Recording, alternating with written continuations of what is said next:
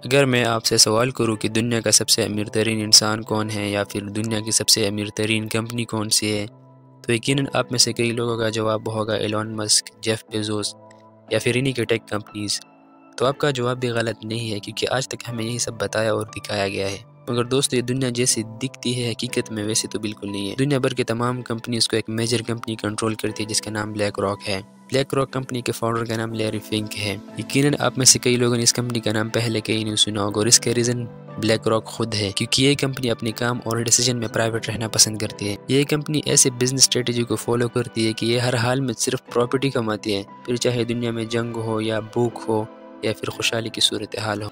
इस कंपनी का total net worth है $9.43 ट्रिलियन। ये इतना बड़ा नंबर है कि आप इसका अंदाज़ा इस बात से लगा लें कि इसका 1% $93 बिलियन होता है, या फिर ये इंडिया के GDP से भी 3 गुना ज़्यादा है। यानी ये कंपनी इंडिया जैसे 3 मुल्कों को अकेले ही पाल सकती है। तो अब सवाल ये है कि ये कंपनी ऐसी कौन सी बिजनेस स्ट्रेटेजी को फॉलो करती है कि इसकी आमदनी की ग्राफ मुसलसल ऊपर ही जाता है, और ये कैसे दुनिया भर की तमाम कंपनीज की असल मालिक हैं। तो ये एक इन्वेस्टमेंट कंपनी है जो कि मुख्तलिफ कंपनीज में पैसा इन्वेस्ट करके या फिर इसके शेयर्स खरीद करके प्रॉफिट कमाती है। ब्लैक रॉक की बिजनेस स्ट्रेटेजी को अच्छी तरह समझने के लिए हमें लैरी फिंक और ब्लैक रॉक की हिस्ट्री को देखना होगा। लैरी फिंक का बर्थ 1952 को एक ज्यूइश फैमिली में हुआ। उनके फादर एक शू शॉप चलाते थे और उनकी मदर एक टीचर थी। लैरी के एकेडमिक्स की बात करें तो लैरी ने अपना ग्रेजुएशन पॉलिटिकल साइंस में किया और जॉब फाइनेंस में। दोनों ही करियर पाथ एक दूसरे से बिल्कुल अपोजिट थे, लेकिन लैरी को इससे कुछ ज़्यादा फ़र्क नहीं पड़ा। इन्वेस्टमेंट बैंक में लैरी की परफॉर्मेंस बहुत बढ़िया थी। 1976 से लेकर 1986 तक जो इन्वेस्टमेंट बैंक $1 बिलियन से भी ज़्यादा का अमाउंट अर्न करता था, उसमें सबसे ज़्यादा इम्पोर्टेंट रोल लैरी का ही था। लैरी ने अपनी परफॉर्मेंस से अमेरिका के इन्वेस्टमेंट मार्केट में अपना एक बहुत अच्छा इमेज बना लिया था। लोग उनको एक बड़े लीडर के तौर पर देखने लगे। अर्ली 80s में कंप्यूटर का यूज़ बढ़ने लगा था और लोगों ने इन्वेस्टमेंट और ट्रेडिंग के लिए साइंटिफिक कैलकुलेटर को कंप्यूटर से रिप्लेस किया। उसके रीज़न ये थी कि कंप्यूटर साइंटिफिक कैलकुलेटर से ज़्यादा एक्यूरेट थे, बट स्टिल ये एक मशीन ही था। उस साल लैरी से एक छोटी सी गलती हुई कि लैरी इंटरेस्ट रेट को गलत कैलकुलेट कर देते हैं, और इस गलती की वजह से बोस्टन कॉरपोरेशन को सिर्फ 3 महीनों के अंदर $100 मिलियन का लॉस हो जाता है।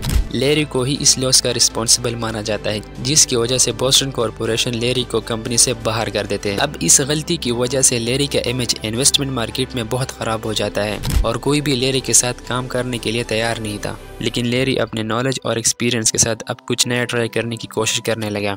उन्होंने फैसला किया कि वो अपने दोस्तों के साथ मिलकर अपनी खुद की एक कंपनी सेटअप करेंगे। उन्होंने एक इन्वेस्टमेंट बैंक को स्टार्ट करने का फैसला किया, लेकिन उसके लिए लैरी को फाइनेंशियल सपोर्ट की ज़रूरत थी, जिसके लिए लैरी ब्लैकस्टोन कंपनी के मालिक स्टीव स्कॉर्समैन के पास जाते।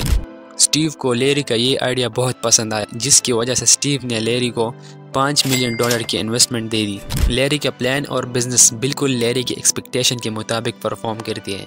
सिर्फ 7 सालों के अंदर लैरी की कंपनी $54 बिलियन से भी ज़्यादा का एसेट मैनेज करने लगती है। लेकिन अब लैरी को फिर से हैरानी हुई कि जब स्टीव स्कॉर्समैन उनकी कंपनी में से अपने शेयर्स $240 मिलियन में बेच देते हैं और अपना नाम लैरी के कंपनी से अलग कर देते हैं। स्टीव ने स्टार्टिंग में $5 मिलियन की इन्वेस्टमेंट की थी, जिसको उन्होंने $240 मिलियन में बदल लिया, जो कि एक बहुत बड़ा प्रॉफिट था।